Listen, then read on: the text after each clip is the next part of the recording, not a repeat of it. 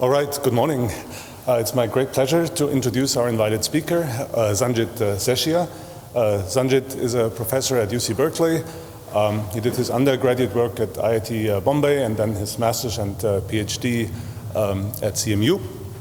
He works on security, cyber-physical systems, and robotics. Many of you, I'm sure, are familiar with his textbook on embedded systems. I use it with great success in my course on embedded systems. But his main contributions, I think, are in verification and synthesis, in particular SMT-based verification and inductive synthesis. And one particular concern these days in cyber-physical systems, of course, is the emergence of components that are developed by machine learning. Machine learning generalizes from examples, which is great, but that leaves open the question whether they're always doing the right thing, and if somebody could maliciously make sure that something wrong happens. And when that happens, there's the question if that affects the cyber-physical system as a whole. So these are really big questions for formal methods. And of course, there's, at least in this community, the conviction that runtime methods, monitoring in particular, can play a big role in addressing this challenge. But I guess we'll learn a lot more about this now. So please welcome Sanjit Seshia.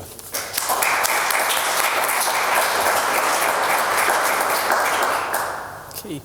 Thank you for that kind introduction. Thank you all for coming. It's my great pleasure to be here back at FM, the big accumulation of all people interested in FM every 10 years.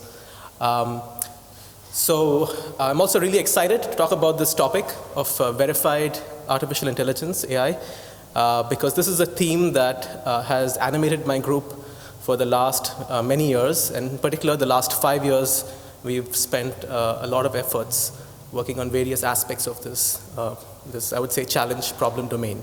So today I would like to share some of those results, particularly those that pertain to runtime verification. And this is, of course, a big effort involving many students, postdocs, and colleagues that I've listed here on the slide, without whom this work would not have been possible. I also want to point out before I start that a lot of this work is being done under the auspices of the National Science Foundation Vehicle project, which is led by UC Berkeley.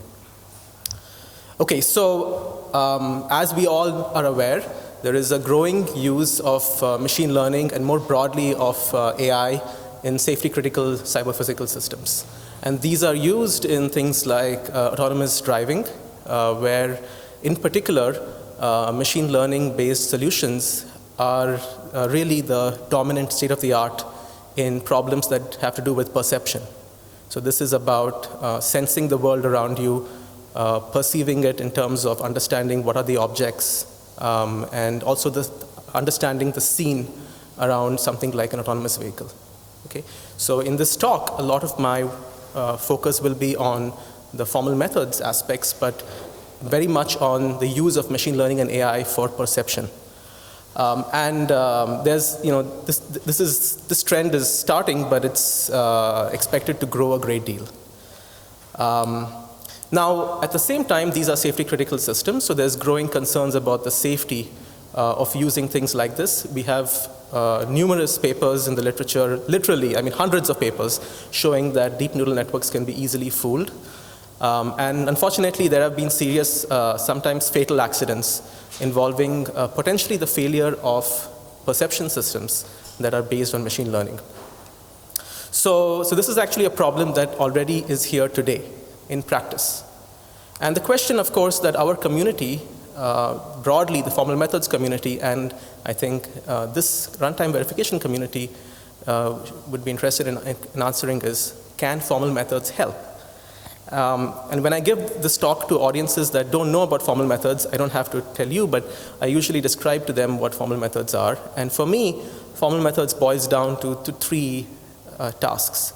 There's specification, which is about the what, verification about the why, and synthesis about the how. And we've seen this in many domains, that as there is a need for higher assurance in a particular industry, you see an increasing interest for formal methods. And the area of cyber-physical systems and autonomous systems is no different. A big success story, although the story is not ended, is in the area of digital circuit design, where lots of electronic design automation tools now use formal methods. And the question my group has been looking at for the past 5 to 10 years is, how can we address design and verification challenges of AI or machine learning-based CPS through the use of formal methods? Okay, so about 4 years ago, we started to really dive deep into this question. And in response to a call from a CMU workshop on AI safety, I and some of my colleagues put together a paper, which you see cited up on the top right.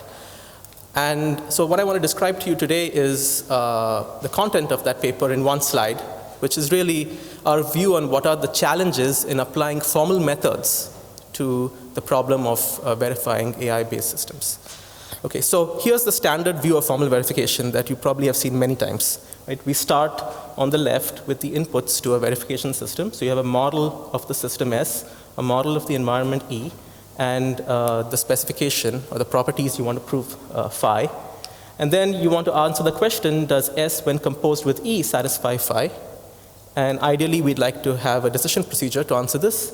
But in many cases, and particularly in CPS, you are dealing with undecidable problems. So you may only have one of these two. But in the ideal case, you want either yes, it does satisfy, here's a proof, or no, here's a counterexample. Okay. So now let's see what happens with this picture in the context of AI machine learning-based systems. And I will use, throughout my talk, I will use the domain of autonomous vehicles as examples. So if you think about something like self-driving car and modeling the environment, that is incredibly hard. We tend to underestimate this in formal methods. You see a lot of formal methods conferences that focus more on verification algorithms, but really specification and environment modeling are just as important, if not more important. And if you think about environment modeling for something like the environment of an autonomous car, it's incredibly complex because you have to model all the agents and objects that can be around this car at any given point of time. And when you think about that, you don't even know which agents and which objects are going to be around, so you don't even know the variables of your environment model, let alone have models for how they behave. Okay? So that's a challenge. The second challenge is with the complexity of the systems themselves. And even if you just focus on the machine learning component, things like deep neural networks are incredibly complex. They have millions of parameters, and they operate over extremely high-dimensional input spaces. Right? So you may say, well, it kind of is like digital circuits, except this is over a domain that's just not Boolean. Right? So that increases the scale of the problem. And then there's the challenge of the specification. So if you look at the literature recently, and there have been a lot of papers on verifying neural networks, one has to be careful here because you have to understand what exactly they're verifying. And if you think about something like perception, a detector to say, is something a car?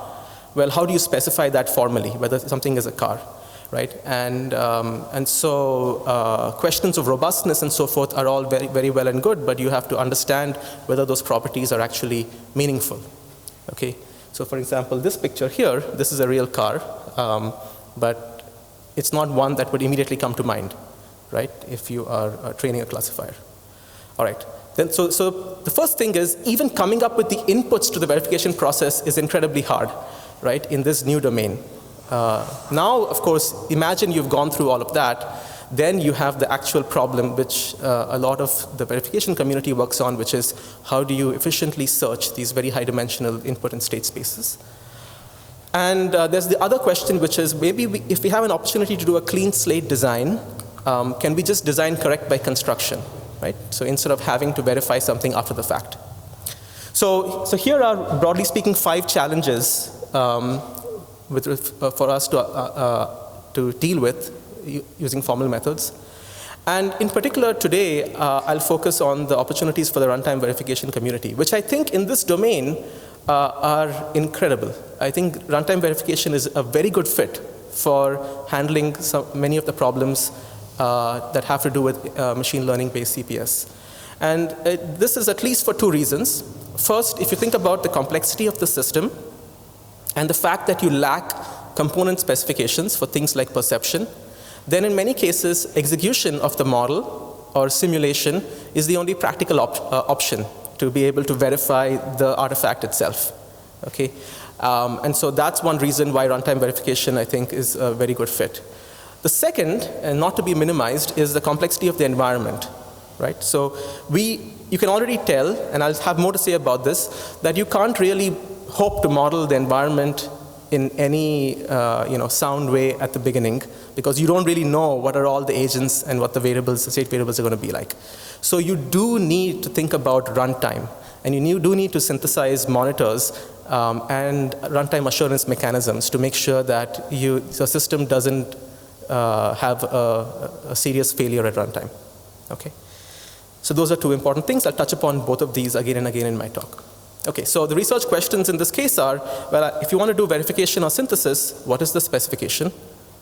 Okay, and if you have the specification, how do you then scale up verification to deal with these very high dimensional input spaces, sequences of images and LiDAR data and so on over these high dimensional state spaces?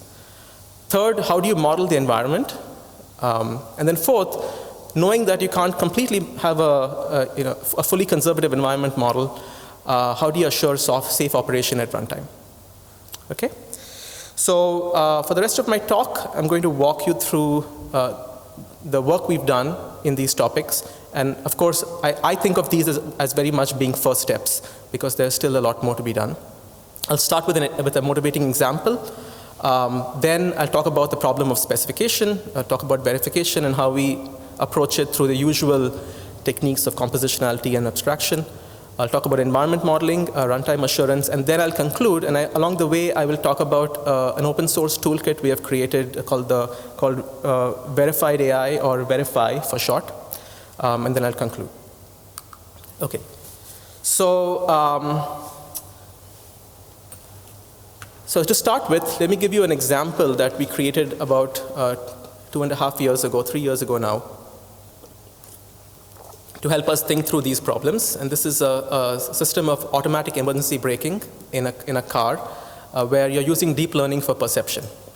So this is a feature that is already standard on many medium to high-end cars, right? So it's an assisted driving system. And the basic idea here is that imagine you have a car with a camera mounted in front. Let me also assume for this initial part that it's a very simple setting where you're driving on this desert highway, one lane in each direction. So we're driving on the right, and there can be exactly one car in front of you. That's the only agent. So we're assuming actually that we know something about the environment here. And that camera image goes into a deep neural network. The job of the neural network is to tell whether there is a car or not in front. That goes into a controller. The controller is something we coded up ourselves as a hybrid system model that I don't have time here to describe. But basically, it goes through various sequences of first alerting the driver and then actuating the brakes. It controls the vehicle, which then interacts with its environment, and then that produces new sensor data. So this is the closed loop model. And the goal of this system, of course, is to brake when an obstacle is near. The car in front is near, to maintain a minimum safety distance. We've created a number of these ABS models. We started out in MATLAB Simulink. But basically the way you should think about is that the controller, the vehicle model, and the environment model are all coded up in a software-in-the-loop simulator. The deep neural network is a real deep neural network. So it's not a model. It's the actual code for the neural network. And we've created a number of simulation models of this in various simulators. And then for the perception, we have considered a number of neural networks, both those sort of classical ones trained on ImageNet as well as more recent ones trained on autonomous driving data sets. Okay, so the first challenge is a formal specification. And so in this particular task, the question is, given an image, is there a car or not, right? And we've seen that it's hard to specify this. So how do we start, right? And our approach has been here actually, be simple. Don't try to do anything complicated. So start at the system level, specify the semantic behavior of the overall system, and then derive the constraints on the component from that spec. So again, nothing new here. Okay, start with the system level specification. We're not answering question like this. verifying the deep neural network because that's ill-formed. Instead, we're looking at the problem of verifying the system containing the deep neural network, right? So that's the closed loop system. And we're just going to start using our standard approaches to specification, in particular temporal logic and different variants of temporal logic. So again, to make things very simple, I'm going to have a property which says always the distance between the ego vehicle, the autonomous vehicle, and the environment object is at least some minimum distance delta. Okay. Now, the most important thing in this slide, the only takeaway I want you to really focus on is that the property we write does not mention the inputs and outputs or the hidden layers of the neural network. Right? It's really over the other aspects of our model, which are all precisely defined. Right? So we have models of the environment car, its location, its velocity. We have a model for the ego vehicle, and so we are specifying the property over these. Now, it's a very natural question to ask, all right, this seemed extremely simple, right? So isn't there a situation where we might want to formally specify the properties of the neural network itself? And in our experience, the answer is sometimes, yes. And for more, I would refer you to the paper that we published at ADVA last year on formal specification of deep neural networks. There's two places when you want to do this. One is in situations where component specifications are indeed meaningful. And this happens when you have machine learning used for control, where the input is not things like images, but they are parameters like position, velocity, etc., but it's similar to classic control, right? And the properties then become well-formed. So you can talk about things like semantic robustness, input-output relations, monotonicity, etc., etc. The second, which I'll talk about here today, is when you want to do compositional analysis, then you have to derive component specifications from system-level specifications, right? So far, I've only told you about the system-level part of it. And so the question is, how do you derive component specifications from that? Okay, so that's going to be the next part of the talk. And so this is dealing with scalability, right? I think as, again, with verification in other kinds of domains, ultimately, if you want things to scale, you have to do it in a compositional way. And in particular, in this class of systems, as I mentioned, simulation-based verification, in particular falsification, is one of the most effective methods to start with, right? To be able to find safety property violations. And so what we found is you have to do things compositionally if you want to be able to scale. So again, to remind ourselves, this is the kind of system we're dealing with. So the acronym we use for this is a CPS ML system. So it's a cyber-physical system with machine learning components. And this is the kind of system that we want to do falsification for. So we have a temporal logic property, and we want to find out a sequence of valuations to the variables in this picture such that you end up with the property being violated. Okay? Now, traditionally, if you look at the literature on falsification, which is by now quite a big literature, and I think it was being covered in multiple tutorials at RB, the traditional approach is to consider models like this, right? So you don't have the neural network part, you don't have the sensor, right? But you have the rest of the picture. And we have very scalable techniques and tools to do falsification for this kind of model. So what's the difference between the top and the bottom? Okay. So one key difference is really that in the bottom picture, if I think about the input space for the falsifier, it's going to be the state of the environment, SE. So the position of the environment card, the orientation, the velocity. And this can be on the order of 10 to 20 dimensions, which you can parameterize, and you have ways to search over, right? On the other hand, if you look at the input to the top model, this is a stream of images, possibly other kinds of sensor data like LiDAR, right? You have millions of dimensions for just a single frame, and then you've got a sequence of frames to deal with, okay? So when we apply state-of-the-art tools, falsification tools, they simply choke because they have to give it a good parameterization, and it's hard to find that. Okay. So when we tackle this problem, we have three key ideas to our approach. First is to do a reduction. So you take your CPS ML falsification problem, and you reduce it to things you can solve efficiently. So we reduce it to a combination of CPS falsification, which is possible using standard tools, And then machine learning analysis, which is just analyzing the neural network in isolation. Okay. The second step, once we do the reduction, is then you actually apply the falsification for the CPS model, which I mentioned is a scalable technology. And then you do analysis on the machine learning component on the neural network. And this is something we call a semantic feature space analysis, which means that we are not going to start with the pixel space or the raw feature space of the neural network. And instead, we're going to look at something higher level and do the analysis on the higher level. Okay? Now, it's really important how you do this, and I'll spend a good chunk of the next part of the talk talking about this. Okay, so just to remind ourselves, for the CPS falsification problem, the idea is to use a specification language that has a quantitative semantics, right? So this is work that many of you, some of you in the audience have worked on. They use logics like signal temporal logic and metric temporal logic, where the satisfaction value is not just Boolean, but it's a real number. And for instance, in something like STL, you can take your property in red and turn it into a cost function in blue. And that allows you to turn verification into optimization. Okay, so I won't spend a whole lot of time here, but this is the underlying technology that we will use in this work as well. But the challenge here is that we have to apply this to the CPS ML model. And as I mentioned before, the input space is very high dimensional. So the normal approach is, let's do things compositionally. So you take your top level falsification problem and you decompose it so that you have specifications for the components and you do falsification for those. The problem with this is that you don't have the specification for the neural network, right?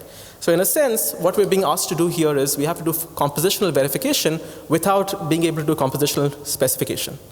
And if you look at the literature on compositional verification, assume guarantee, rely guarantee contracts, that essentially relies on having specifications for each component that either you write or you derive somehow, right? But we know in this case, for the neural network that's detecting if something is a car, right, at least there is probably no formal specification you can write for that. Okay? All right. So how do we do this? So here's the diagram that I'll use to describe our overall approach, and the details are in our NASA Formal Methods 2017 paper and the follow-up journal paper. So you start out with the CPS ML model and the property in something like signal temporal logic. And the first step is you abstract the ML model away from the original CPS ML model. Okay, there's two kinds of abstractions we do, right? So again, there's a lot of the ideas we're borrowing from well-established formal methods techniques. So there's an over-approximate abstraction and an under-approximate abstraction. The over-approximate abstraction, M over, you get this by replacing the neural network with a worse classifier or a worse ML model. Okay? And in particular, you can say the worst case is when the classifier always gives you the wrong answer. So there's a car in front and it says no car. And when there's no car in front, it says car. Okay? Now, the reason we can do this is because we actually have a model of the environment. So we know the position of the environment car relative to the ego car. And so you know whether there is, what the ground truth is, whether there's supposed to be one. Okay? So you can create this over-approximate classifier. Similarly, you can create an under-approximate classifier, which is always correct, right? So it always gives you the right answer. Okay? And that's extremes, and then you can do things in the middle. Once you have the over-approximate model and the under-approximate model, now you've eliminated the machine learning model completely, right? So now you have the CPS model where you don't have the image sensor and the neural network anymore. So you can apply your existing CPS falsifier. In our case, in the first work we did, we used the breach system, but really you can use any one. And we did multiple times to compute what is called the region of uncertainty. Okay? Now the region of uncertainty, ROU, is a function of the state of the environment, the state of the plant, and the control input. And you can think of it as a set of evaluations where the decision of the machine learning model matters. Right? So these are the combinations of SE, SP, and U, where if the neural network answer went from correct to wrong, then the safety property might be violated. All right. So once you have the ROU, we do what is called a feature space projection, which is we take that evaluation and project it onto the image space, X, the pixel space. So we get this predicate fs of X, and that is like a precondition on the input to your neural network. So that's basically saying this is the subset of the pixel space that I actually care about, right? So if I want to do my analysis, it's enough for me to focus on this subset. And we generate misclassifications, which we then combine with the full model to do a full system simulation. And if that results in a counterexample, then we are done. We have one failure. If not, we have to do a refinement. So you go back and you refine your over-approximation and under-approximation. Okay, so on the AEBS system, here's what it looks like. Again, this is an extremely simple toy example just to help us understand these concepts. So remember, this is the case where you have the straight road with exactly one car that could be in front. And so what matters in this case in terms of the environment constraints is the initial relative distance between the ego vehicle and the environment car and the initial relative velocity. And what I'm going to show you here is a graph of the satisfaction region of the STL property, okay? With respect to, on the x-axis, the initial relative velocity, and on the y-axis, the initial relative distance. Okay, and so this is the case where we have the perfect ML classifier, right? And so what you see here is that there are cases where even if the prediction is correct, if you're moving too fast already and you're too close to the environment car, it doesn't matter, right? You're going too fast, you're going to collide with it. Okay, so that's what the red region is. Okay. Now we consider the over-approximate case where the machine learning classifier is always wrong. Okay. And now in this case, even if it's always wrong, there are cases where you're going very slowly and you're very far away from the environment vehicle. And so it doesn't matter at this point, right? The classifier was wrong. It's okay. You're still going to be safe. Right? This is all a bounded horizon property, by the way. Okay. And then what we do then, we compute these two algorithmically. And then we take the difference between these two, and that's the yellow region. That gives us the yellow region. And the yellow region are all the combinations of initial relative distance, initial relative velocity, where the decision matters. This is the ROU, right? This is cases where it could be that you end up with a collision if you got the wrong classification. And then what we do is we sample points and we project it onto the pixel space to render images that correspond to those cases. Okay, and you get pictures like this. All right. So a few examples of results we got. So this is, again, very early stuff, things we did 3 years ago. So this is using the Inception V3 neural network that was trained on ImageNet. And what we did here was, and this is a step that I might have missed explaining, but once you project onto the image space, then you have to search the image space somehow. And the way we do this, which is now fairly standard, is you don't search directly over pixels, but you do transformations to the image. So the transformations we had in this case were very simple again. There were only 3 transformations. So there was the X transformation, which is moving the environment vehicle laterally. Okay, this is the X direction. The Z transformation, which is moving the environment vehicle either away from the camera or towards the camera. And the brightness, which is just changing the brightness of the image. And what you see here is that as you move it away from the camera, which is, all the axes are normalized, so it's close to 1. And as you increase the brightness, that is going up, you get more red crosses, which are misclassifications. Okay? And all the green circles are things that were correctly classified.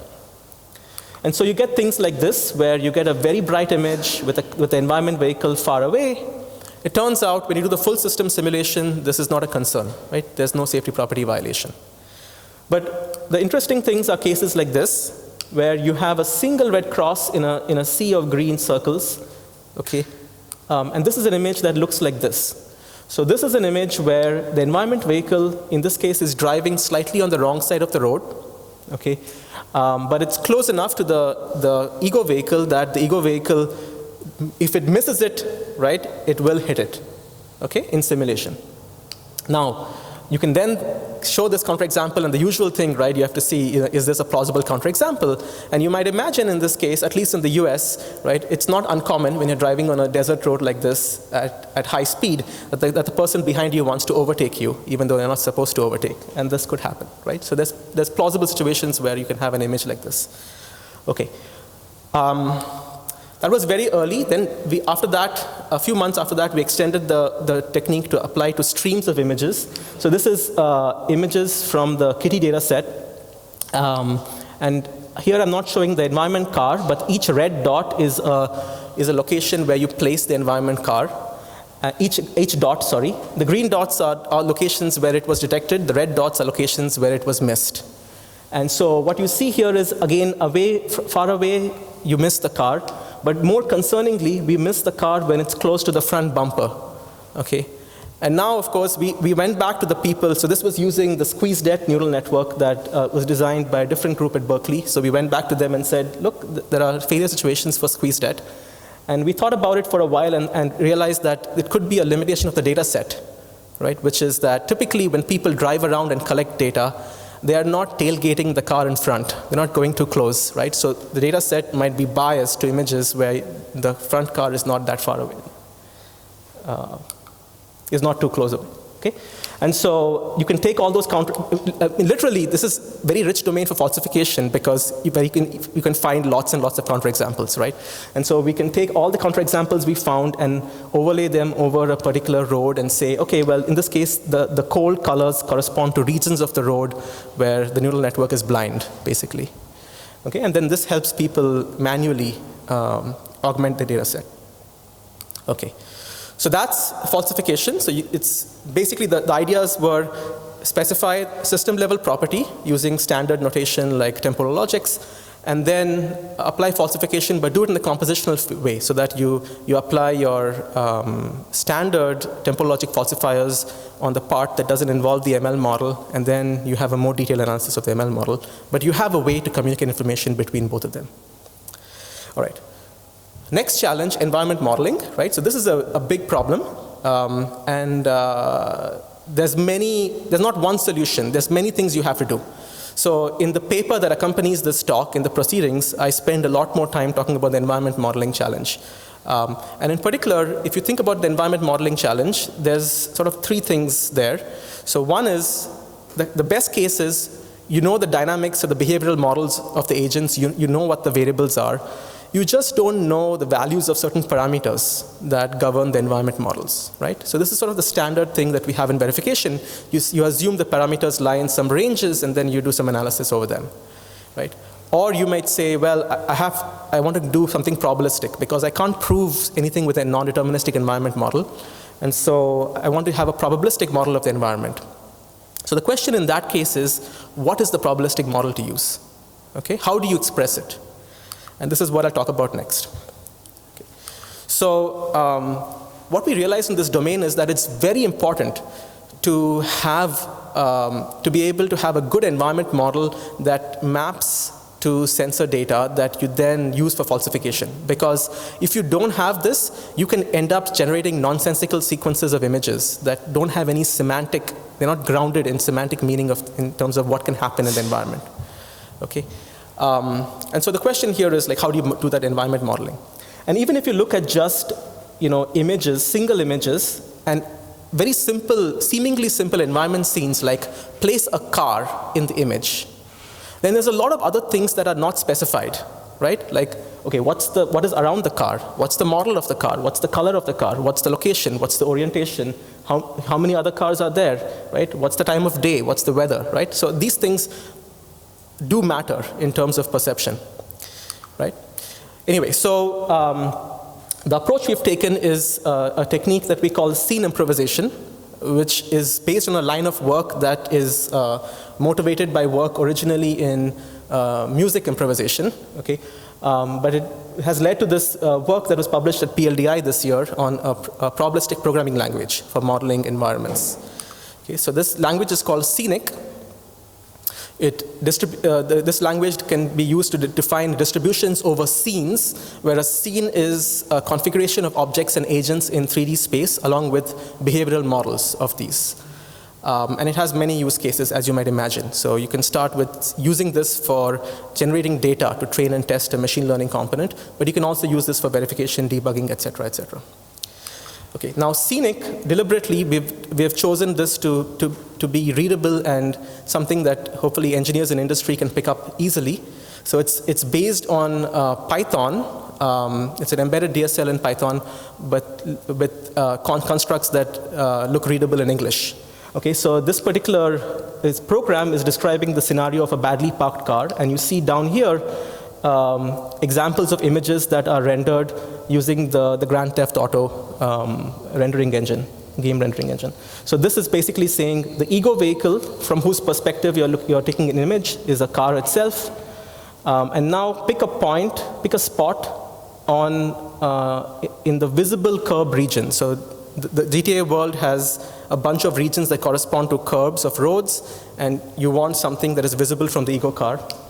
And then you pick an angle which is a bad angle, so it's 10 to 20 degrees, it's an interval, and then uniformly either facing left or facing right.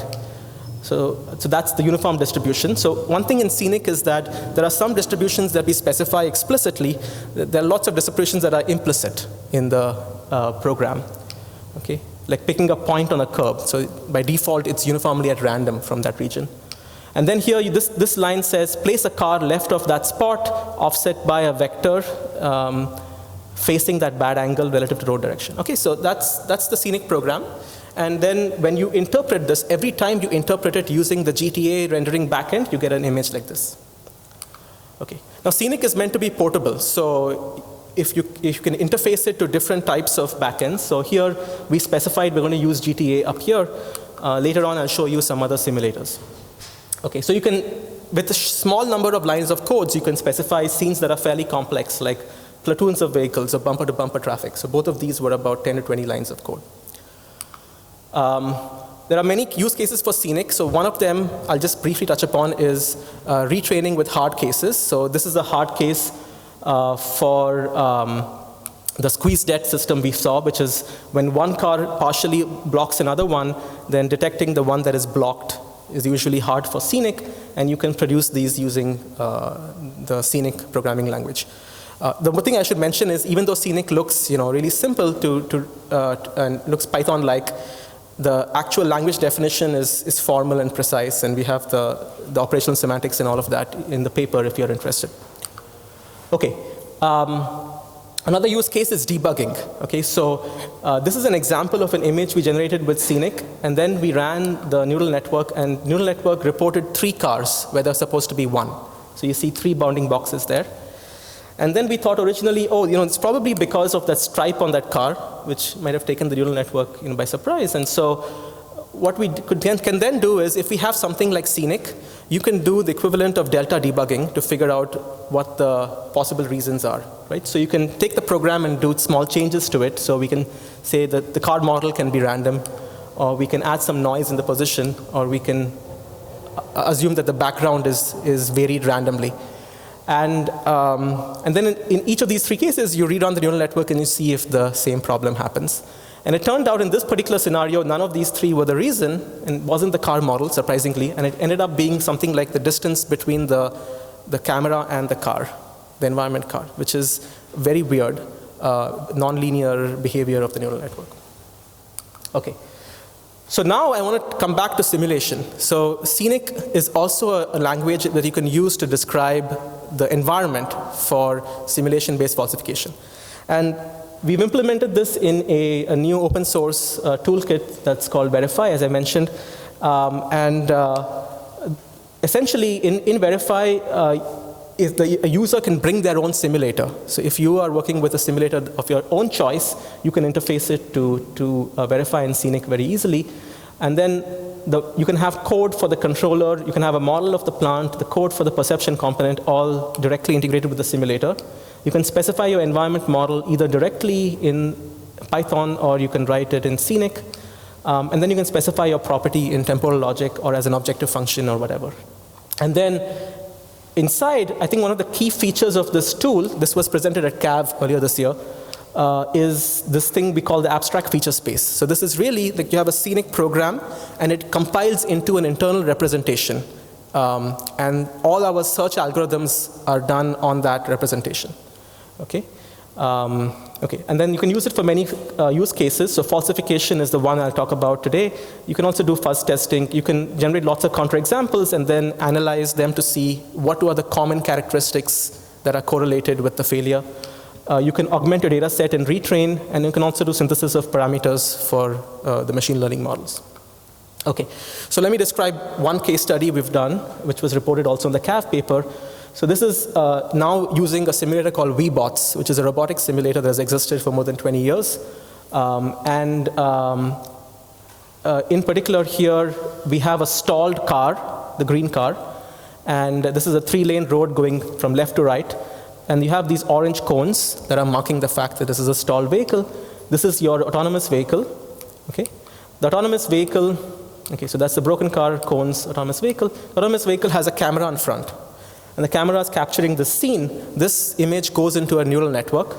The neural network, its job is to estimate the distance between the camera and the broken car. Okay? So that estimate is D. Okay, so initially the red car is in the lane keeping mode, and lane keeping is done using standard edge detection based perception. So it's not using the neural network.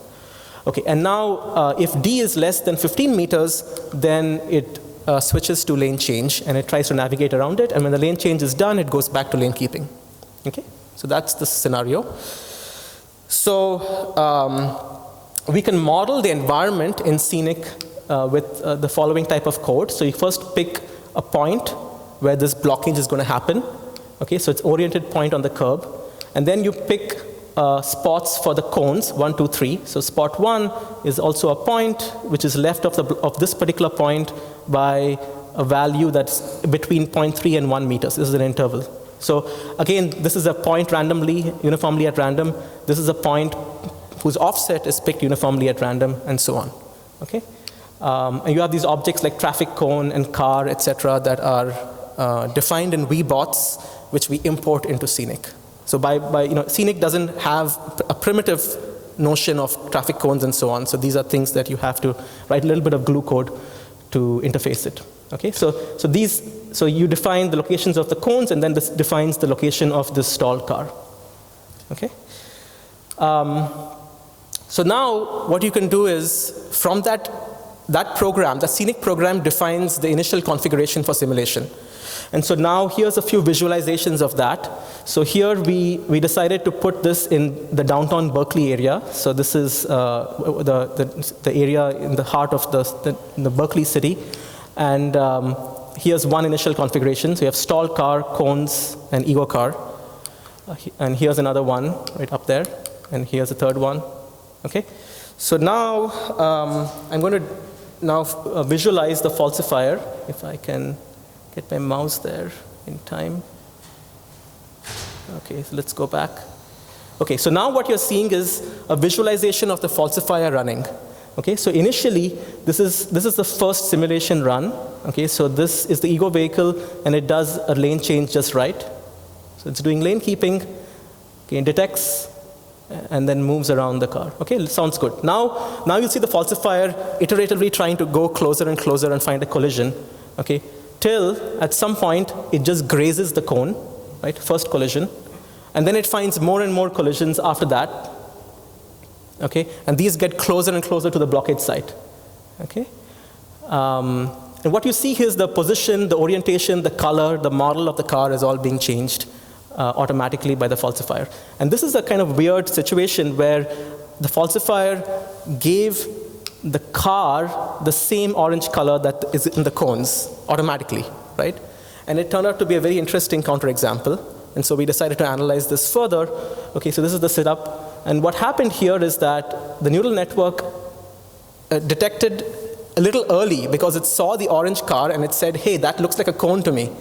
And so it decided very early to do a lane change.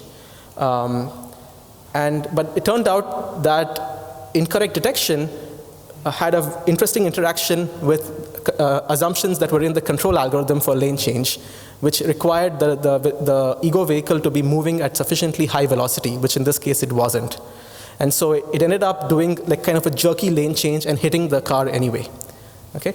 Anyway, so you can fix this by fixing the assumptions of the controller, and also we generated more images, retrained the neural network, and ran the falsifier till a point where we couldn't generate any more counterexamples. Okay? All right. Here's a different use case we analyzed more recently. So we're in the program called the DARPA Assured Autonomy Program, where we work with Boeing. And Boeing has this research prototype, which is a neural network for automated taxiing. So the job here is that this is in an X-plane simulator used by this Boeing team, and there's a camera mounted on the right wing of in this plane. And so it's capturing this image, and the nose of the plane has to be within 1.5 meters of the center line.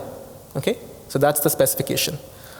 And so here's an example of correct behavior, right? So here you see that the plane is more or less tracking the center line. There are all those skid marks on the runway, which is very typical, but the neural network seems to be robust. It moves a little bit, here and there, but it's still within 1.5 meters. Okay, now using Scenic, we model this, and then we generated lots of simulation runs in falsification, and we got lots of counterexamples, by the way. If half of the simulation runs were all counterexamples.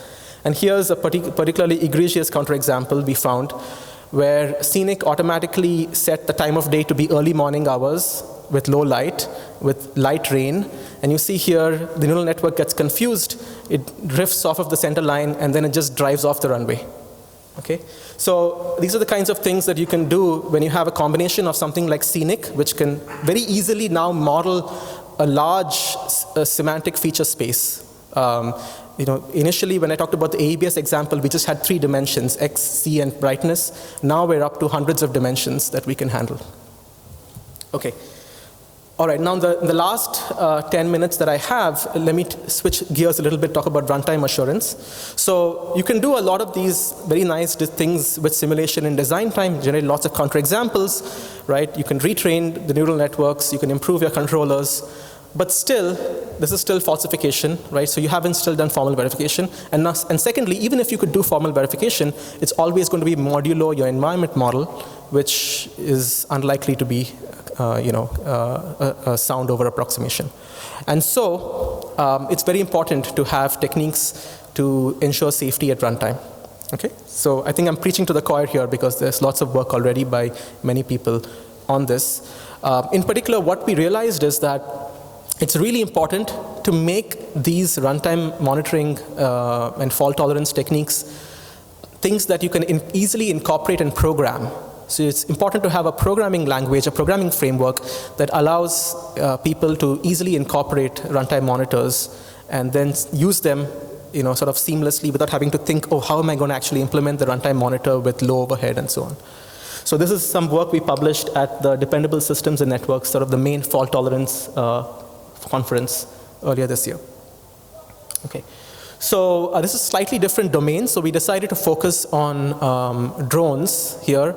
Mainly because the software stack for drones is something that we understand more, and we also have a lot of local expertise at Berkeley on drones, people that we can work with easily. So if you imagine, thinking of programming something like a drone to fly a certain route to do surveillance, then the software stack looks something like this. So you first have the application, which is implementing the surveillance protocol. Maybe you synthesize this from temporal logic if you want, or you code this directly, it doesn't matter, right? You have that application here. But this is relying on a lot of stuff below it. So it's relying on motion planning algorithms, and it's relying on the implementation of primitives used in the motion planning algorithm.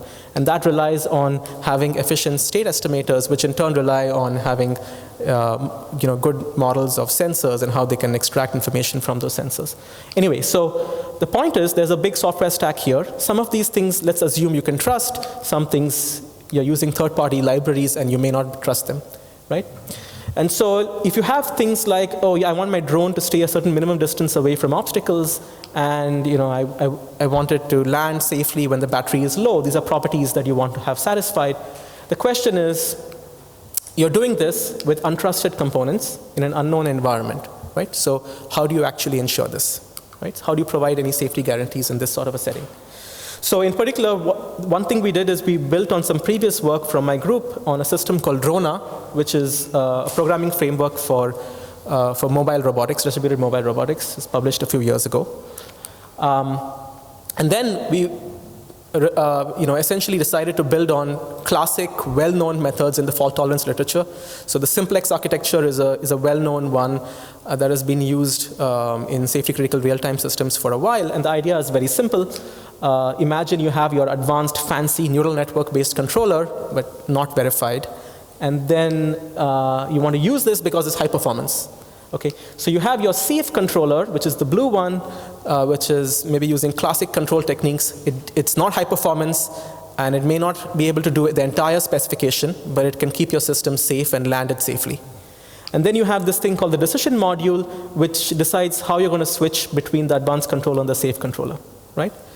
And in the simplex architecture, the idea is you code up the decision module, you code up the advanced controller, you code up the safe controller, right? And then if you make sure that the safe controller is indeed safe, then, and your switching is correct, is done in time, then this gives you fault tolerance, right?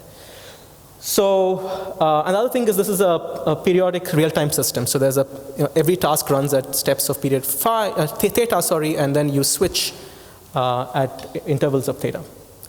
Okay, so the key advances we made in our work, published earlier this year, is that we automatically generating the logic of the decision module. Also, in the original simplex architecture, the idea is if your advanced controller is going to be unsafe, then you switch back to the safe controller, and that keeps you safe, right? But it doesn't really tell you when you can go back to the advanced controller, which is important for performance, right? So you switch to safe controller and have the safe controller steer you back to a safe location, but then you want to switch back to the advanced controller, and that there was not really any work on that as far as we know to do that automatically. Okay, so we have that, and then we also deployed it on actual robotics platforms. Okay, so one of the key formalizations is the location of an RTA module, a runtime assurance module, which comprises the advanced controller, the safe controller, and the decision module, as well as these parameters. So you have a predicate for the safety specification, and you have the sampling rate. Okay. Now, a key question is, how do you actually determine the switching logic that is implemented in the decision module, right? How do you automatically create that? And so one of the things we did was we focused on a subset of specifications that are called reach-avoid specifications. So the idea here is you have a drone, it has to reach a certain location in the room, and it has to avoid hitting obstacles along the way, right? So that's the kind of specification we have. And it's bounded time horizon. And we then come up with this, we not only have the safety property, but we come up with this stronger safety property we call phi safer. And the definition of phi safer is that if you start in a point in a state in phi safer, then you are guaranteed to stay inside the larger set phi safe for at least 2 delta time units. Okay? So the point is, if you are in phi safer, then you have a bit of a leeway in terms of what you can do arbitrary stuff, but and you have that guarantee that you're going to stay safe for at least 2 delta. Okay? Okay, so another way to visualize this is you start at this point, and let's say the advanced controller is running, so that's the red controller. The outer tube is phi safe. The inside green tube, this tube, is phi safer.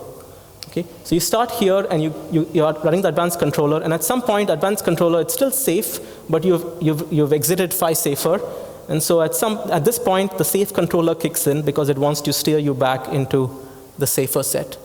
And once it gets into phi safer, it says, okay, now I'll release, and then I'll let you go back to the advanced controller. Okay? Now, to be able to do this, a key thing is you have to do reachable set computations, right? And this is in hybrid systems. And so in this case, we were lucky because my colleague Claire Tomlin has extensive experience on doing this sort of thing for drones, particularly for navigation of drones in environments like this. And so we used the toolbox from their group to do the reach set computation. So that produces phi safer. And then if we have these sets, we can then construct our switching logic, and essentially the logic encapsulates this theorem. So the idea in the theorem says is that either the safe controller is in control and you're currently safe, okay? But you may not be inside this set, right? So the safe controller kicks in and but you're always in the safe set. Or the advanced controller is in control and you're going to stay safe for at least another delta, no matter what you do. So that's what the star says. So the star says, even if the advanced controller goes berserk and gives a completely arbitrary control input, you are still guaranteed to stay safe for at least delta more time units. Okay. So here's an example, a visualization of the drone navigation in unknown workspace. So all of the gray objects are the obstacles, and the dotted region is the reference trajectory. And the drone was supposed to track the reference trajectory, but the solid region is a combination of advanced controller and safe controller running. And in this case, the safe controller only ran 3 times, okay? N1, N2, N3. So the advanced controller started out and it was tracking well, but at some point it started to overshoot. You see it's starting to come closer to the gray region. And at this point, the safe controller kicked in and steered it back. Right? And then it stayed close to reference. Again, at this point, it started to go away, and then the safe controller kicked in and steered it back. Okay. And this has been implemented in the lab as well, and so this is a video of this flying. And so in the lab setting, you have to simulate the obstacles and the safer set and so on. So this is a drone, the top view, that's a drone. These are the obstacles. So it shouldn't hit any of these things. And then this yellow tape is basically demarcating the safer set. And so it starts on the safer set. Advanced controller is running. And then it starts to go out here. And at some point, safe controller kicks back and steers it back into the yellow tape. So that's what's happening there.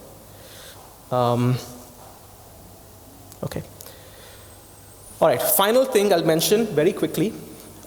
Which is now the really hard case, right? So this case that we talked about earlier, this is still a case where we have a model of the environment, we have static obstacles, so we know the variables of the environment, right? But we don't know, exactly the parameters. They assume that they are over some intervals, and you do reachability computation with respect to that. Now, what if you don't even know what the agents are? You don't even know what the variables are. You don't know what the dynamics are, right? This is a very hard problem. And so in the paper that accompanies this talk, in the volume, I've just tried to formalize what that problem is and give you examples of potentially how we can start to tackle it. But it's really an unsolved problem. Okay, so the general idea that we have is this notion we call introspective environment modeling. And the idea is simple. So the environment model, you don't even know what the variables are of the environment. So clearly, we're not going to be able to create an environment model over those kinds of variables, right? So for autonomous car, I'm not trying to model what are the set of all cars, bicycles, pedestrians in the environment.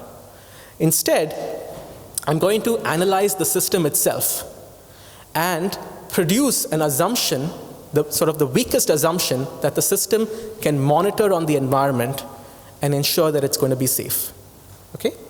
So the idea is you have to do 2 things. First, you have to identify the interface between the system and the environment, which is the sensor model. So you have to know what the sensors are. So if you have a car, then you may have a camera, you have a LiDAR, you have radar, you may have ultrasonic sensors, you might have GPS and then other information that you get through wireless connections, etc., etc. So you have to identify basically the sensor surface of your vehicle, and then you have to have a model of what corresponds to legal sequences of sensor data. Okay, this is itself a hard problem, but you need that. And then the second thing is you need then using that to characterize the weakest assumptions to guarantee safety. Okay, so we have some initial work on this, but it's very, very, very initial baby steps. So we had a paper actually way back in TACAS 2014, and the idea there was we assumed we have a sensor model. So the sensor model is given to us, right? And our focus was on item number 2. So we had algorithmic techniques to generate the weakest assumptions at design time. And the important thing is you have to generate assumptions that you can monitor efficiently at runtime. Okay, so it's not, you can't just take any technique for generating assumptions from the literature and apply it. Instead, you have to place constraints over what those assumptions are so that you can monitor them, ideally with constant time and space for every sensor sample. Okay, so that's the challenge here. Okay, so more in the paper. I won't have much to say further about that. So just want to mention our tools are open source and released. So Verify is a Python-based system for doing the kinds of analysis that I talked about. Scenic is this language. They're designed to operate with any simulator. We already have interfaced it to 5 or 6 simulators, and there's instructions on how to do this. We've also been doing some work on bridging simulation in the real world. So you can do lots of analysis and simulation. The question is, well, how does that correspond to behavior on the real system? We had a paper at HSCC, which is talking about how you can quantify the distance between trajectories in simulation versus real behaviors. We have some initial work on more complex sensor data. And then we have some work I didn't talk about at all, which is on counterexample guided retraining of machine learning models. Okay, so to conclude, I started off by telling you about these 5 challenges for verified AI. So environment modeling, which includes models of human behavior, which I didn't touch upon at all this talk. Specification, complexity of the system, and then scaling up verification, and as well as synthesis, training, and testing, and then design for correctness. And there's a bunch of principles that are also in our paper for handling each of these. So I talked about some of those things like probabilistic introspective modeling, starting with the system level spec and then flowing down that to component specifications, using abstraction and semantic representations to scale up analysis of ML-based systems, doing compositional analysis and semantics directed search and training, and finally having runtime assurance. But there's also this technique that we have formalized called Oracle-guided inductive synthesis, classic paradigm for program synthesis, which is also useful for synthesizing ML-based models. So that's it. I think this is a very exciting domain, lots of interesting problems to work on, and so I'd be glad to discuss this further with you, and always happy to collaborate. Okay, thank you.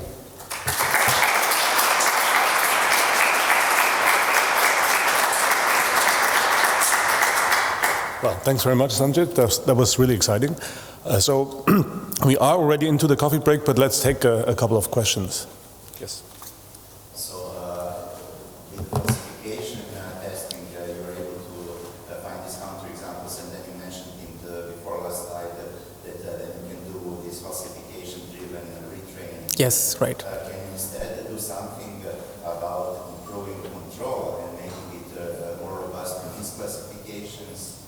And if yes, how would you do it? Okay, so the question is, if you generate lots of counterexamples, you can use it for counterexample-based retraining. The question is, can you also do this to improve the controller, to make it more robust? So I think the short answer is yes, you can do this. In our work, we've not really done that, but there's a couple of ways I can imagine you can do it. So one way is that the first thing, of course, is you need to know when you can't trust the output of your neural network, so I'm assuming the same architecture, right? I have a perception component based on, say, a neural network, and that goes into the controller. So I need to know when I cannot trust the output of the neural network. And so that's the time when I have to do something different from my standard controller, right? That, I think, is a tricky problem because you need a predicate essentially over the image space, right? Because you're running this in real time and you need to know, okay, this is an image that is out of distribution, as they say. So there are a few proposals out there in the literature to do this, but I don't think any of them is really, has sort of solved the problem. If you're not dealing with a perception component, things are easier, right? So then of course you can say, well, there may be, it's very similar to the case of the simplex architecture, right? So you essentially characterize the predicate over which your advanced controller is, so let's assume they're using a neural network-based controller. Your advanced controller is safe, and then when the predicate doesn't hold, you use something else, right? So concepts like this sort of a monitor or a shield or so forth, these are all things that could be used for that. But the case of perception, I think the tricky part is how do you generate this predicate, right? And as of now, there are solutions, but I don't think there are any good solutions yet. Yeah, another question. A good question concerning sorter, a tool that you have. I didn't understand very much how do you use this. Do you generate monitors of the same reference monitors and try to correct the behavior after you simply have learned, and then maybe you didn't learn well enough, and then you put the monitor and then you try to correct the behavior, or is it in which direction was the feedback, or in both directions, maybe from the monitor to the system or vice versa? Right, so the question is about sorter and how we generate the monitors, how we generate the runtime monitor, and how we do the switching, right? So the runtime monitors are really based on these predicates safe and safer. So safe is given to you. That defines your safe set, right? That you want to stay in. So it's basically it's a state predicate. Given the state variables, the evaluation, you can evaluate whether it holds or doesn't hold. Safer is also a safe state predicate, but we derive it from phi safe by using reach set computations, right? So the definition of phi safer was at the bottom of the slide here, right? So it's basically this predicate such that you will, starting from any state there, you stay in phi safe for at least 2 delta time units. So given phi safe and given delta, you can compute phi safer. Okay, so once you have phi safe and phi safer, you can implement the switching logic that's described in this picture up here, right? Which is that once you exit phi safer, right, then the monitor kicks in. Decision module says, okay, now I have to switch to phi safe, to the safe controller, but it might take delta time units before I actually switch. Okay, so that's this difference between the inside green region and the outside light green region. Right? So it may take delta for me. I've decided to switch, but it takes me a while to actually switch. And then I switch, and then I steer it back to the inside green region. That's a very quick follow-up. That means, is it the monitor doing that, or pass the control to the controller to do that? So the controller, okay, so the monitor makes the decision. The monitor makes is encoded in this decision module, right? The decision module. So the decision module sends the command to say, okay, now safe controller runs. So at every delta time units, the decision module decides who gets to run. So which control input to forward to the actuators, really, right? So both controllers, you can think of it as logically both controllers are running. The decision module is deciding whose input to use. Yeah. All right. I'd say let's continue this over coffee. Thank you again.